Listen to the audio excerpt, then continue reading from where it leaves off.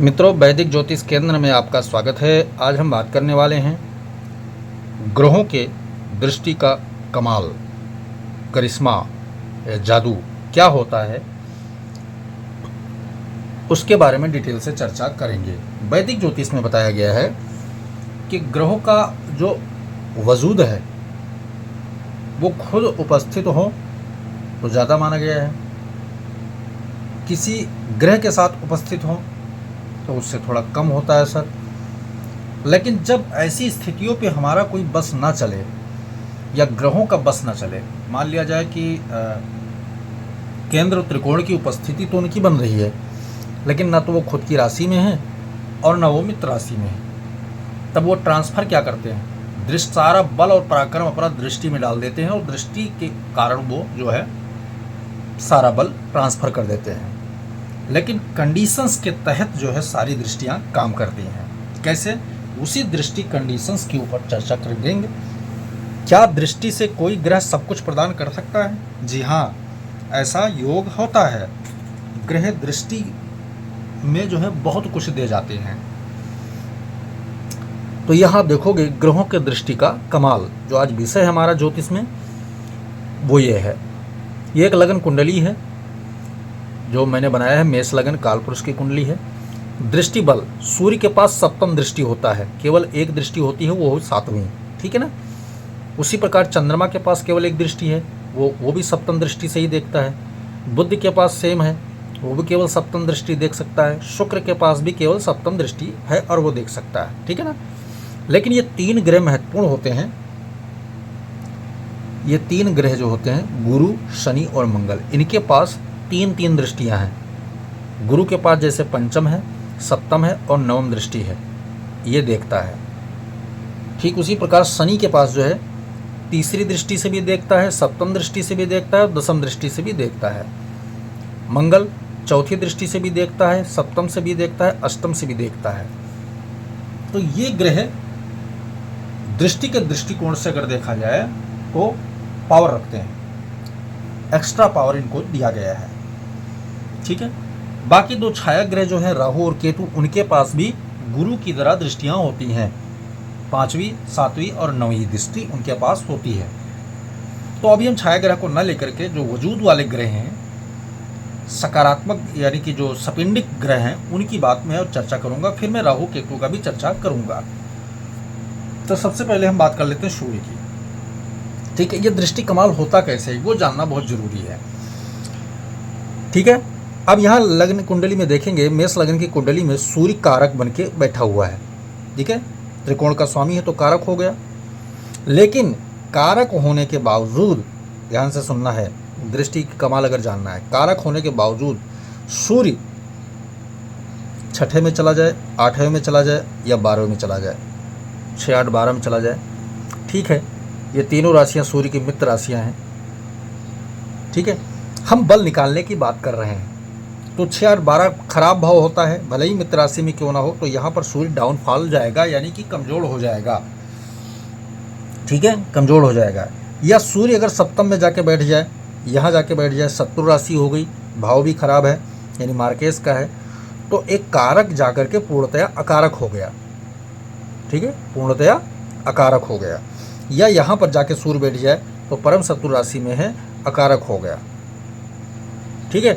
लेकिन अब यही खेल होता है चालू दृष्टि का, कि सूर्य के अकारक को वो अपने बल खींच करके सारा, वो कह रहा है कि देखें, किसी को आप उसके पद से अच्युत कर दें, यानी कोई पावरफुल आदमी हो और उसको डिसमिस कर दिया, डिमोलिश कर दिया जाए कि भाई तुम्हारा पद मैं आज से छीन रहा हूँ, तो उसके ज्ञान, उसके बुद्धि, उसके पराक्रम को तो नहीं छीना जा सकता। तो वो करता क्या है कि ऐसे जगह पे जाकर बैठ जाता है जहाँ पर वो पद के ऊपर बैठने वालों का भी पैर बांध देता है। कहते हैं हमारा कुर्सी छीन सकते हो लेकिन बुद्धि और दिमाग नहीं छीन सकते हो। वो असर होता है दृष्टि में, ग्रह वही कार्य करते हैं। बस कंडीशंस क्या होना चाहिए वो जानना ज़रूरी होता है मित्रों, उसी कंडीशंस के ऊपर चर्चा करेंगे। तो यहाँ जो सूर्य है अगर छठे में गया तो उसकी दृष्टि कहाँ जाएगी? 12वें घर में जाएगी।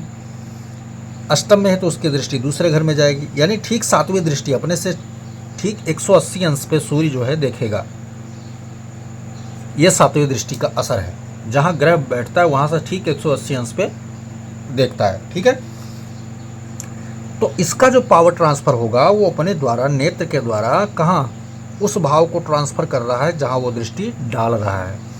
अब एक उदाहरण के तरीके से आपको समझाता हूँ। मान लिया कि छठे भाव में सूर्य बैठा है, ठीक है, और यहाँ 12वें घर में कोई ग्रह है जो नीचे जा रहा है। ध्यान से सुनना, 12वें घर में कोई ग्रह है वो नीचे जा रहा है या अस्त हो रहा है, ठीक है, या अंश बल में कमज़ोर हो रहा है, कमज़ोर हो रहा है। और सूर्य भी कारक होने के बावजूद भी कारक होकर बैठा है, लेकिन आप पदासीन उस नहीं रख करके उसको पद से हटा सकते। तो सूर्य अपना पावर यहाँ लेकर आया और यहाँ से उसने क्या किया, दृष्टि डाल दिया किसके ऊपर, यहाँ पर अस्त हुए ग्रह, कमजोर अंश वाले ग्रह, ठीक है, या नीच ग्रह के ऊपर।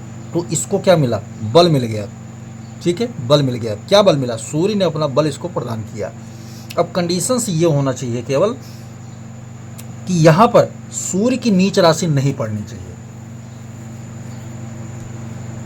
पहला कंडीशंस क्या हमने बताया कि सूर्य जहां दृष्टि डाले वहां उसकी नीच राशि नहीं होनी चाहिए, या कोई भी ग्रह, सबके ऊपर यह नियम लागू होता है कि सूर्य यहां जहां दृष्टि डाले उसकी नीच राशि नहीं होनी चाहिए। तो यहां नीच राशि नहीं है क्योंकि मीन राशि है, मित्र राशि है सूर्य की।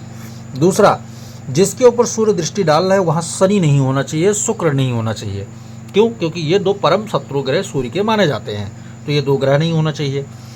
बाकी अन्य कंडीशंस में कोई भी ग्रह यहाँ बैठा हो या कोई राशि बैठी हो, सूर्य अपना पावर उसको 100 के 100% क्या करेगा, ट्रांसफ़र कर देगा, और वहाँ पर क्या करेगा, उसको डबल बलवान बना देगा। और वो ग्रह जो अस्त हो रहा था, कमज़ोर हो रहा था, अंशहीन हो रहा था, या नीच राशि में था, वो नीच राशि में यहाँ कौन ग्रह होता है, बुध होता है। अगर बुध यहाँ बैठा हुआ है नीच राशि में, तो सूर्य के पावर से वो नीचत्व भंग हो जाएगा, उसका पावर पूरी तरह पावर में आ जाएगा बुध। तो बुध अपना फल देना चालू कर देगा।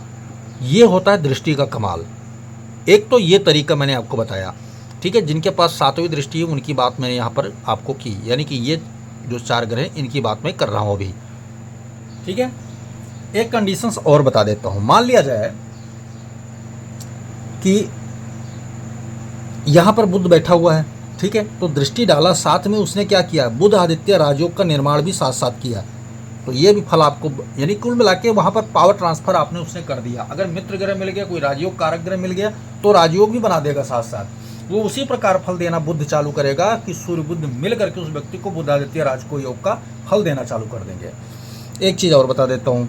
मान लिया जाए कि सूर्य इस कुंडली में कारक है, और कारक होने के बावजूद सूर्य कहाँ चला जाए, नीच राशि में चला जाए, क्योंकि ये महत्वपूर्ण भूमिका समझना जरूरी है। नीच राशि में चला गया सूर्य, सूर्य नीच राशि में आ गया। अब जो इसकी दृष्टि जाएगी कहाँ जाएगी, उच्च राशि पे जाएगा, यहाँ जाएगा। तो क्या सूर्य उच्च हो जाएगा, नहीं, यहाँ अभी कमाल नहीं होगा। यहाँ पर जो महत्वपूर्ण भूमिका है उसको देखना जरूरी है। यहाँ पर एक ग्रह का एग्जिस्टेंस होना जरूरी है, और वो कौन ग्रह होना चाहिए, शनि को और शुक्र को छोड़ करके, शनि और शुक्र और राहु, इन 3 ग्रहों को छोड़ करके बाकी यहाँ पर मंगल हो जाए, चंद्रमा हो जाए, ठीक है, गुरु हो जाए या बुध हो जाए। इनमें से कोई 4 ग्रह अगर कोई बैठता है तो क्या करेगा, सूर्य क्या करेगा, यहाँ से बल प्राप्त करेगा, ट्रांसफर करेगा, और अपने नीचत्व को भंग करने का काम सूर्य करेगा। एक्सेप्टेंस में काम करना चालू करेगा कि मैं यार थोड़ा बल खींच रहा हूँ आपसे। अभी मैं बल ट्रांसफ़र की बात किया था, अब यहाँ बल खींचने की बात कर रहा हूँ। तो जो यहाँ पर 0 बैलेंस था सूर्य के पास, वो बैलेंस बढ़ के हो गया 50% कार्य देने का काम, वो लाभ देने का काम करेगा। ये 7वीं दृष्टि वाले ग्रहों की बात मैंने की है। अब आते हैं हम ये जिसके पास 3 दृष्टियाँ, उनकी बात मैं कर रहा हूँ, ठीक है।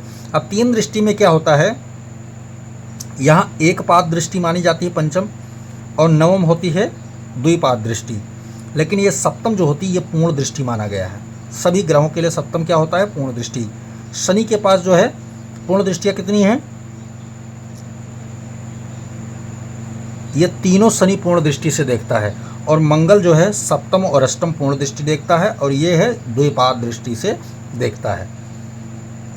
लेकिन शनि तीनों दृष्टियों में अपनी पूर्ण दृष्टि रखता है, चाहे वो तीसरी देखे तो भी पूर्ण दृष्टि, सप्तम देखे तो भी पूर्ण दृष्टि और दसम देखेगा तो भी पूर्ण दृष्टि रखेगा। तो इनका कमाल क्या है, मैं बताना क्या चाहता हूँ वो जानना जरूरी है। मान लिया जाए इस कुंडली में शनि क्या है, कारक है, ठीक है, यहाँ देखोगे कारक है, दसम भाव का स्वामी हो गया ना, केंद्र त्रिकोण के स्वामी जो कारक बनते हैं, तो यह कारक है, पूर्ण कारक तो नहीं है लेकिन कारक है। अब शनि जा कर के मान लिया जाए कि 6, 8, 12 में चला गया, अकारक के दृष्टिकोण में चला जाए, शनि यहाँ आ गया, ठीक है।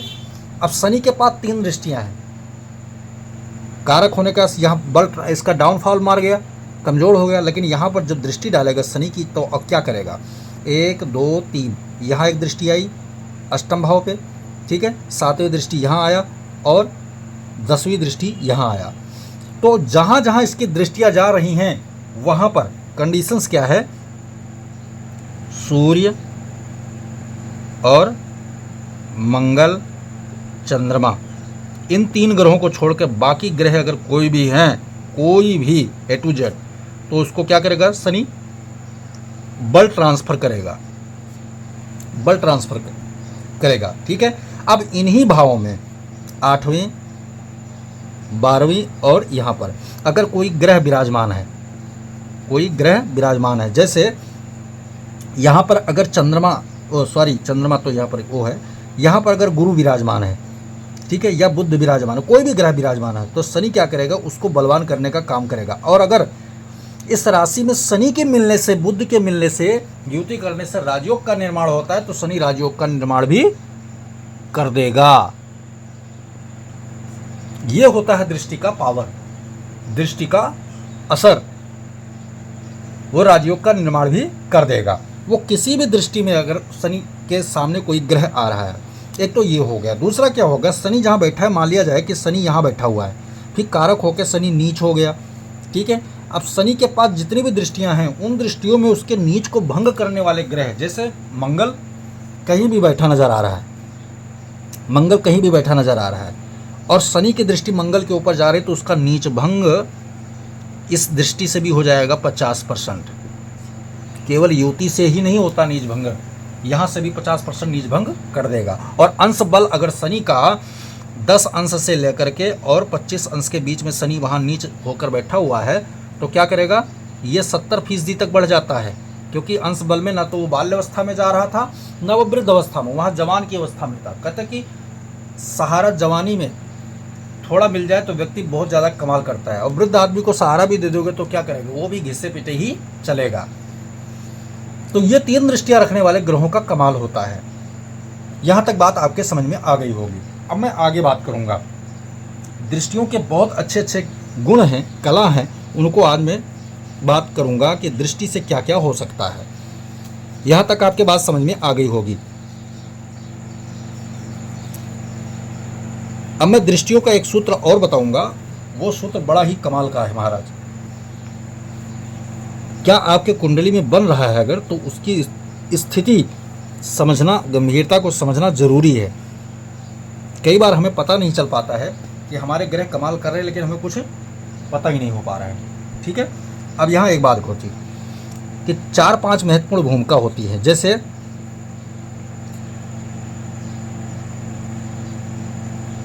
प्रतिस्पर्धा, रोग, कमाई, ठीक है, कमाई, प्रतिस्पर्धा, रोग, कमाई और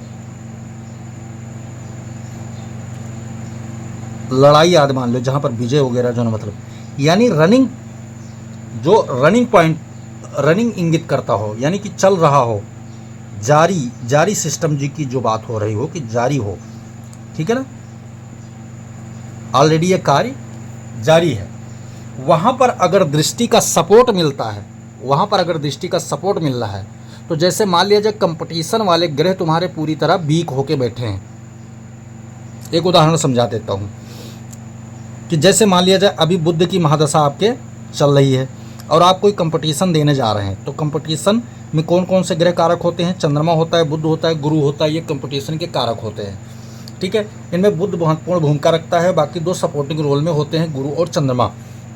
मान लिया जब गुरु बुध जो है नीच राशि में कहीं बैठा हुआ है, नीच राशि कौन सी, 12वीं राशि, ठीक है, या शत्रु राशि में बैठा हुआ है, किसकी राशि में, 9 नंबर और 12 नंबर में कहीं बैठा हुआ है, यहाँ बैठा हुआ है या फिर यहाँ 12 नंबर में फिर नीच का हो जाएगा। तो कुल मिला के 9 नंबर 12 नंबर ये दोनों कमज़ोर राशियाँ बुध की होती हैं। अगर यहाँ जाकर बैठा हुआ है, ठीक है, तब क्या होगा कि वो आपको कंपटीशन में कहीं ना कहीं वीकनेस देगा ही देगा। तो इसके दो सूरत होते हैं इसके चीज़ को बढ़ाओ, यानी कि इसकी चीज़ को पावर में लाने का, कि कंपटीशन आप पास करेंगे भी या नहीं करेंगे। पहला कंडीशन तो ये है कि गुरु इसके साथ युति कर ले, तो या तो गुरु की युति हो जाए साथ में, ठीक है, तो गुरु की युति हो जाएगी साथ में तो क्या करेगा, बुध को बल देगा वो, क्योंकि हमारे घर में आप मेहमान बन के आए हो, जैसे आपको मैं पहले भी वीडियो में बता चुका हूँ कि एक स्थिति तो ये होगी। लेकिन मैं बात चूँकि दृष्टि की कर रहा हूँ तो गुरु को एक बार साइडलाइन कर देते हैं, हम आगे चलते हैं दृष्टि में। तो अब यहाँ पर दृष्टि की कमाल ये है कि बुध के मित्र ग्रह, बुध के मित्र ग्रह, तो कौन कौन से मित्र ग्रह हैं बुध के, 3 दृष्टि रखने वालों से शनि बुध का मित्र ग्रह है। अब शनि की दृष्टि बुध के ऊपर जाके पड़ जाए कहीं पर, ठीक है, पड़ जाए, सप्तम दृष्टि पड़ जाए या तीसरी दृष्टि पड़ जाए या फिर 10वीं दृष्टि पड़ जाए, तो वो क्या करेगा, उसमें आपको 100% जाकर के फल देने का काम करेगा। बुध पावरफुल हो जाएगा वहाँ, ठीक है, बुध पावरफुल हो जाएगा। जो कार्य सपोर्ट के द्वारा से, जैसे मान लिया कहीं आप जा रहे हो, यात्रा में जा रहे हो और अचानक यात्रा में कहीं ना कहीं आपको दिक्कतें आ रही हैं, कोई मतलब दुर्घटना आदि का योग बन रहा है, कोई चोट चपेट आदि वगैरह, लेकिन अगर पावरफुल वाले ग्रह आपको दृष्टि डाल रहे हैं और वो दृष्टि आपके लिए हितकर है, दृष्टि पड़ रही है, तो दृष्टि ये नहीं कि पॉजिटिव दृष्टि है या नेगेटिव, ये भी ध्यान रखना जरूरी होता है। तो अगर वही दृष्टि गुरु डाल दे बुध के ऊपर और गुरु के राशि में तो ये पावरफुल हो जाएगा, शनि डाल दे तो पावरफुल बना देगा, लेकिन अगर वही दृष्टि मंगल डालता है बुध के ऊपर तो वो दुर्घटना और भयानक हो जाएगा, आपको 100% नुकसान होना ही होना है। तो दृष्टि हानिकारक भी होती है और दृष्टि लाभकारी भी होती है। तो आज मैं यही बताना चाहता था दृष्टि का कमाल क्या है। तो मित्रों, वीडियो पसंद आए तो लाइक करें, शेयर करें, सब्सक्राइब करें और साथ में बेल आइकन का बटन जरूर दबाएं ताकि हमारा नया लेटेस्ट वीडियो आप तक जरूर पहुंचे। अच्छा हाँ, वीडियो बिना स्किप करके देखेंगे तभी ज्योतिष के रहस्य को समझेंगे। आज मैंने दृष्टि की स्पेशल बात किया है कि दृष्टियों का कमाल क्या होता है। जय सिया राम।